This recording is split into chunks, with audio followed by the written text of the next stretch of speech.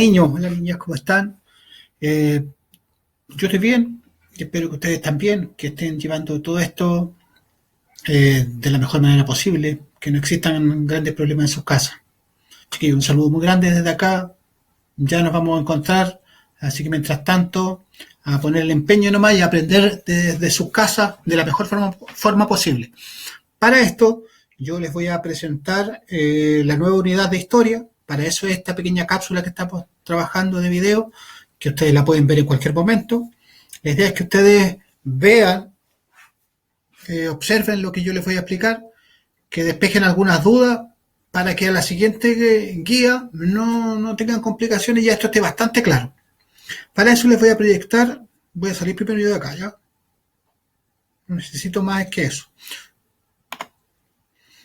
Ya chiquillos, nosotros vamos a trabajar historia. Eso es lo que estamos viendo nosotros como unidad. Principalmente esta es la guía que estamos trabajando. Nosotros, esta primera parte, nosotros la habíamos hecho cuando estuvimos en las primeras clases. Me acuerdo que hicimos una representación, hicimos una obra de teatro donde había uno que estaba arriba de una silla y yo le decía cuáles habían sido los cambios físicos y que había sufrido estos primeros seres humanos hasta convertirse en lo que somos ahora. Entonces, frente a eso, yo les voy a recordar algunas de esas cosas y estoy agregando algunas otras cosas. Miren, chiquillos, la historia como tal, vamos a decir que es una ciencia. ¿Qué significa eso? ¿Ya? Que principalmente nosotros para el tema de la historia necesitamos algo que se llaman las pruebas, que nosotros en historia llamamos fuentes. ¿Ya? Déjenme escribir aquí, fuentes. Entonces, nuestras fuentes históricas nos permiten reconstruir el pasado. Recuerden, la historia estudia el pasado del ser humano. Esa es la función de la historia. ¿Cómo lo hace? A partir de estos que son los elementos que le permiten reconstruir este pasado. Decíamos que el historiador es una especie de investigador del pasado. Él, con elementos que existen, de los cuales va recabando información, arma ya esta historia, este relato del pasado. Mientras más antiguo el acontecimiento, más difícil, por así decirlo, reconstruir ese pasado, porque las fuentes, las pruebas se han ido perdiendo en el camino, o no las hemos encontrado. Entonces, esta historia, que es una ciencia social, porque habla del ser humano, se basa en estas fuentes. ¿Qué más decíamos? Que hay una diferencia importante entre historia y otro elemento, ¿ya? Porque no necesitan las fuentes. Por ejemplo, el amor. El amor, usted no necesita saber, o alguien cuando usted sea más grande, esté enamorado, usted no tiene necesidad de saber por qué aman a alguien, lo aman nomás, lo quieren. Es como la religión también. Ya usted tiene fe nomás, porque cree nomás. Pero no nos pasa lo mismo aquí en el tema de la historia. No son iguales. ¿Ya? El amor, la religión y la historia no son iguales. Porque en el fondo tratan temas diferentes porque necesitan, la historia sobre todo necesita las pruebas, que es lo que nosotros vamos a centrar aquí. ¿Cómo pueden ser estas pruebas? Esto da para varias cosas. ¿Por qué? Porque en algunos casos, algunos autores dividen una en dos o agregan otra. Nosotros vamos a nombrar, y según lo que el texto decía, 4. ¿Cuáles son las fuentes? Orales. La primera. Nosotros vamos y hablamos con una persona. Yo les comenté el ejemplo. Si alguno de ustedes se convertía en presidente o presidenta en el futuro, para reconstruir la historia de alguno de ustedes, lo más probable es que va a venir un investigador, un historiador, un periodista y va a venir a entrevistar ¿a quién? Al profesor. Porque van a decir, ¿cómo era este niño o esta niña que ahora es presidente o presidenta cuando estaba en quinto básico? ¿Cómo vivió la cuarentena? ¿Qué hacía? Entregaba los trabajos y me preguntarán en ese momento a mí o a otro profesor que le está haciendo clase a ustedes. ¿Ya? Eso es la fuente oral. Le van a preguntar a los compañeros cómo se portaba. ¿Se dan cuenta? Tiene una ventaja porque da harto detalle de lo que es la persona. Pero también se presta para malas interpretaciones, porque si a lo mejor a alguien le cae mal a otra persona, no va a destacar las cosas buenas, simplemente va a decir las cosas malas. Entonces, ¿sirve como información del pasado de esta persona? Sí, pero no es lo único. Es como cuando ocurre un problema, pues, chiquillos. Uno no le puede preguntar solamente a una persona, porque esa persona va a preguntar lo que cree que es lo correcto o que uno siente que es lo cómo ocurrieron las cosas, ¿ya? Por eso tiene que darse la versión de varias personas para que el acontecimiento sea verdadero. ¿Qué otra cosa? Tenemos las fuentes materiales. Ejemplo, los objetos, pues chiquillos. Sigamos hablando del ejemplo de este niño o este niño que va a ser presidente. ¿Cuáles serían las fuentes materiales?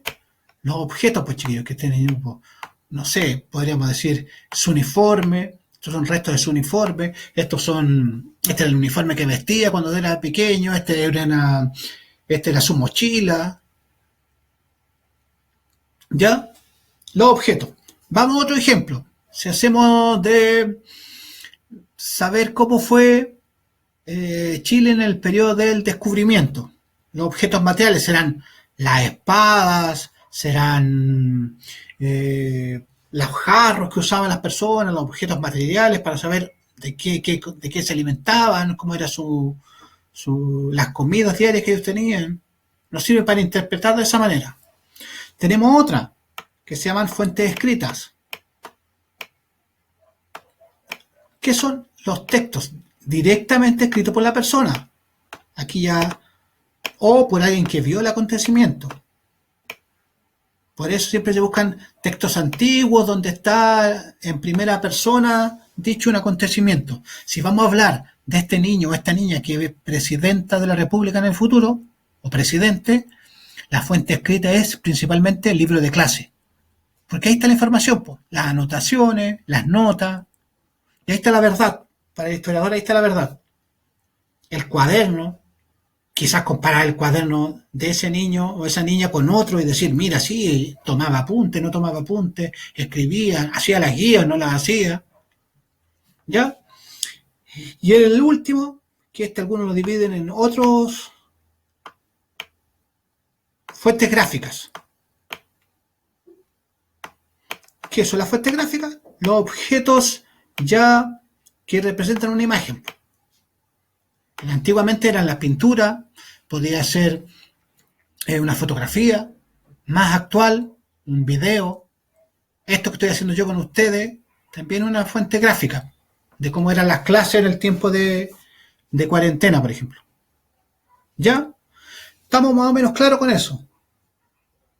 Entonces, nosotros seguimos con el tema de nuestro texto.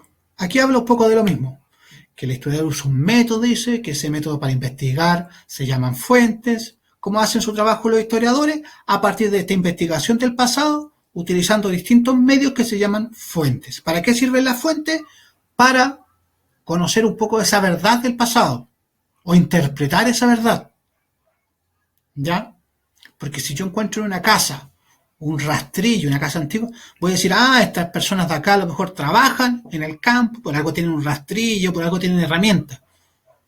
¿Ya? Eso me sirve para interpretar. Que es 100% verdad, no lo sabemos, porque puede ser que alguien le haya prestado ese rastrillo a la persona y quedó en esa casa.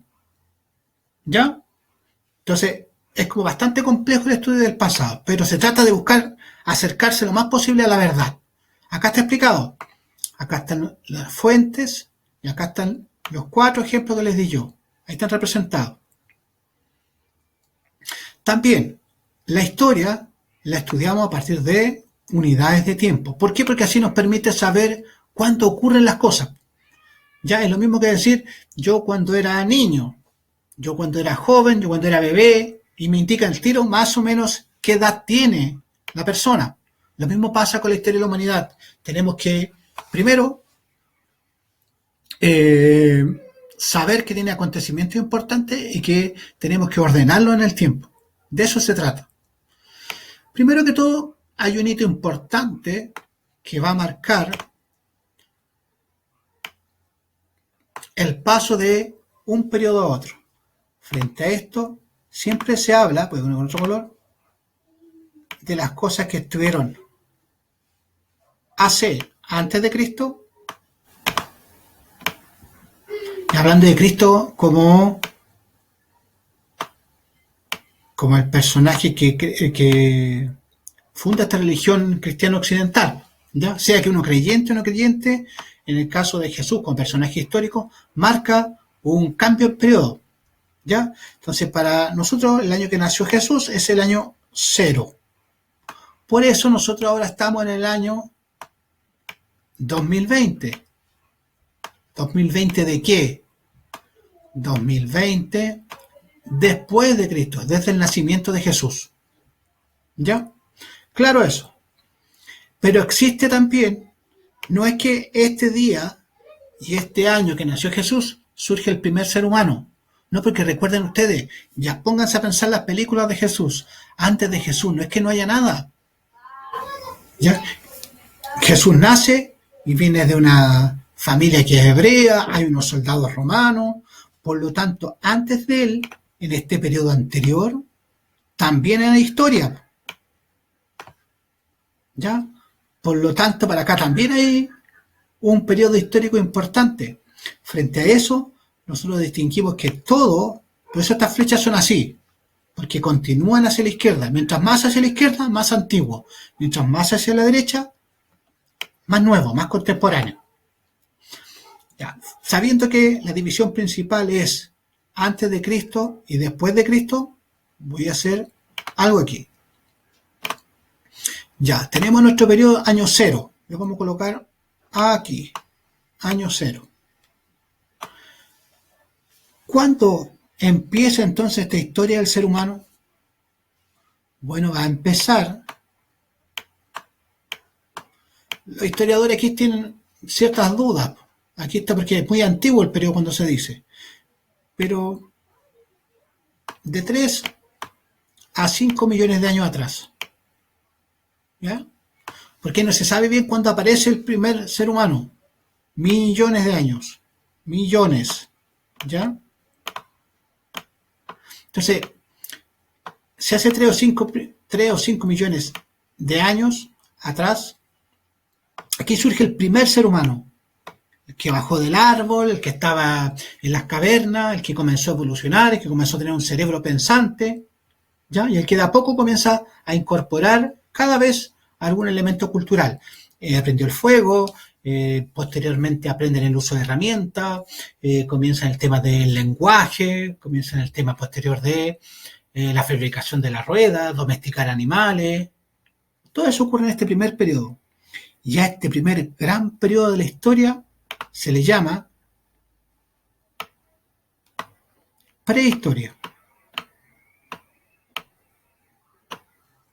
¿Ya? Prehistoria. Perdón si escribo mal, pero es que está... Lo tengo que hacer así.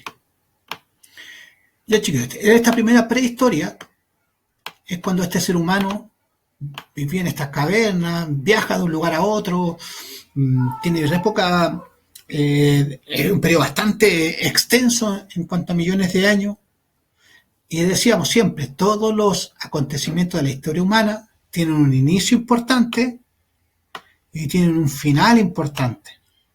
Todos los acontecimientos de la historia humana, para que se llame un periodo de la historia, ¿ya? Es como cuando deja de ser bebé, cuando a lo mejor empieza a caminar, ¿ya?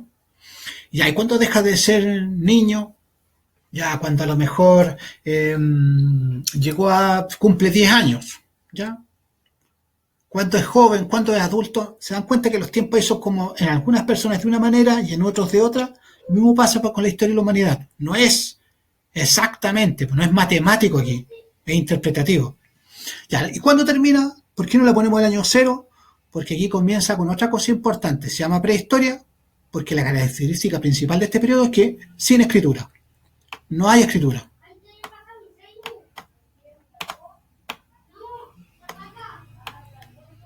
Ya no tiene escritura este periodo, porque no existe la escritura, nadie sabe, tiene que inventarse la escritura.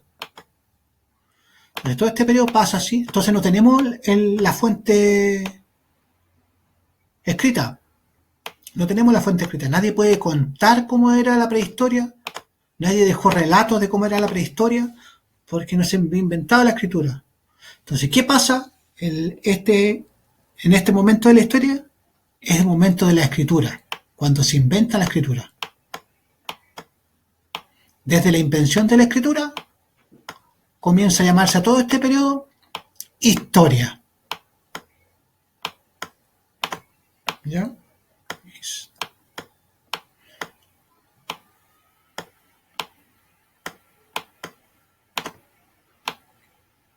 Y es así como después del tema de la escritura se empieza a conocer cómo es ese periodo, y a este primer periodo se le llama antigüedad. A los romanos. Recuerden, ustedes estudiaron en el tercero básico.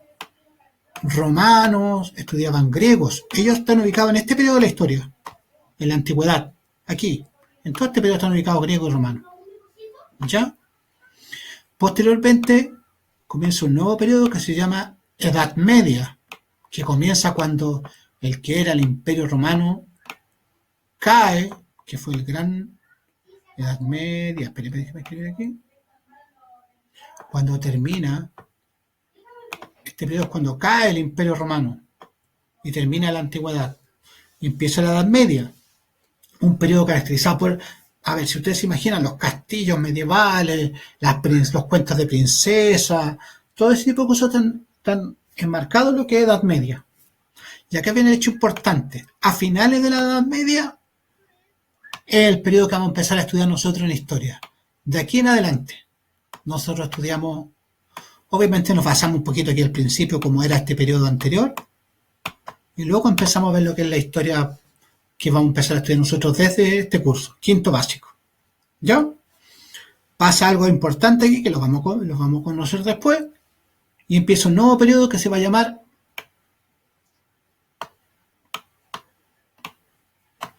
Edad Moderna. Edad Moderna, poner la M, no, porque no está escribiendo todo el rato. Y eso, alrededor de 200 años atrás, termina cuando empieza un nuevo periodo que se llama Edad Contemporánea, que es la que vivimos nosotros en la actualidad. ¿Ya? Entonces, pero aquí lo principal para mí es que ustedes recuerden todo este proceso. No tienen para qué aprendérselo de memoria esto. No tienen para qué. Pero sí saber lo importante que es. Voy a borrar esto, pero más o menos tengan claridad ustedes de esto. Esto. Que la historia, por eso se divide en unidades de tiempo. Por eso aquí había uno, aquí está explicado, miren. Lo mismo que les dije yo. 5 millones hasta el año 3000 antes de Cristo. ¿Ya? Ya ahí están más o menos los periodos que nosotros estuvimos hablando. Dice, acá es principalmente decirle a ustedes, la pregunta 3 es de comprensión de lectura de lo que está arriba. La 4, ¿por qué la historia de la humanidad ha sido dividida en edades para un mejor estudio? Porque cada edad tiene unas características particulares. La gente de la Edad Media es diferente a la gente de la prehistoria, por forma de vida, porque las cosas que hacían, los elementos tecnológicos que ellos tenían, son diferentes un periodo de otro. Y porque hace más claro el estudio de los periodos. Si a mí me hablan de la prehistoria, ya yo me ubico mentalmente cómo es el periodo. Si me dice esto ocurrió en la edad antigua, también me voy a ubicar. Diré, ya, griegos, romanos, más o menos así vestían, esto es lo que hacían. Bueno, para eso, ¿qué edades de la historia reconoces en las ilustraciones? Hagámoslo al tiro. Tenemos prehistoria, el primer dibujito que está ahí. Ya, ser humano ahí como un poco evolucionado, poca ropa, herramienta, ya, de piedra o arco, flechas, lanza. Posteriormente ya era la antigua, ya hay trajes más largos, el soldado está mejor preparado, hay construcciones como la que vemos ahí atrás. Después, Edad Media, miren, hay una princesa, un caballero con una armadura, diferente, una armadura completa, a él que tiene una armadura semi completa, y obviamente las construcciones son mucho mayores. Posteriormente, descubrimiento de América, que es lo que vamos a empezar a ver nosotros en la siguiente clase. Viaje al descubrimiento, hay barcos que permiten navegación, cosa que acá en los anteriores no existía, una persona con otro tipo de vestimenta. Y ya hablamos en la época contemporánea del viaje a la luna. Ya esto ocurrió en los años 60, hace 50 años atrás. ¿Se dan cuenta? Entonces ahí quedan claramente identificados cuáles son los periodos y para qué sirven esos periodos. Tal cual como yo les comenté, está lo mismo explicado que lo de arriba, pero con otro tipo de ejemplo nomás. Respondamos las preguntas. ¿Cuál de las etapas de la historia es más larga y extensa? La prehistoria, porque de hace 5 millones de años, fueron millones de años que dura. Ya, ¿por qué la línea de tiempo, el bloque de la prehistoria tiene una flecha hacia la izquierda? ¿Por qué tiene esa flecha? Porque nosotros aproximadamente sabemos qué ocurrió ahí. Pues. Quizás vamos a encontrar algún resto de alguna cosa que nos va a decir, no surgió hace 5 millones, surgió hace 8 millones. Y también indica que hay más cosas hacia la izquierda. No quiere decir que el ser humano apareció y ahí apareció todo. Acuérdense que antes los seres humanos habían dinosaurios, antes los dinosaurios tuvo la formación del planeta, por lo tanto siempre hay algo más allá. Por eso la flecha hacia la izquierda, existe esa flecha hacia la izquierda. Luego es observar lo que ahí está en el dibujo y cuánto dura cada periodo, qué significa antes de Cristo y después de Cristo, que desde el nacimiento de Jesús, antes del nacimiento de Jesús y después del nacimiento de Jesús. Cristo a eso se refiere. ¿Cuál es el acontecimiento que se asocia a la división prehistoria e historia? Ya habíamos comentado anteriormente, el hecho de la escritura, bien. ¿Por qué crees que ese hecho fue importante? Porque indica que hay otro tipo de información. Hay más información cuando hay escritura. Hay alguien que se pone a escribir, a decir qué es lo que está pasando. Y eso nos permite ahora a nosotros leer eso y saber qué es lo que pensaban o qué es lo que hacían. Luego dice, ¿a cuál periodo crees tú que pertenecerá cada uno de estos dibujos? Anota ahí abajo a qué periodo corresponde cada uno. Ya, chiquillos, principalmente eso, que quede claro el tema de la división de los periodos, porque la ciencia se basa en fuentes, la historia se basa en fuentes, y que respondan a estas preguntas. No deberíamos tener grandes complicaciones. Bueno, cuídense mucho, mucho, mucho, mucho. Saludos a sus familias, que estén muy bien, y nos estamos viendo en otro momento. Nos vemos, chau.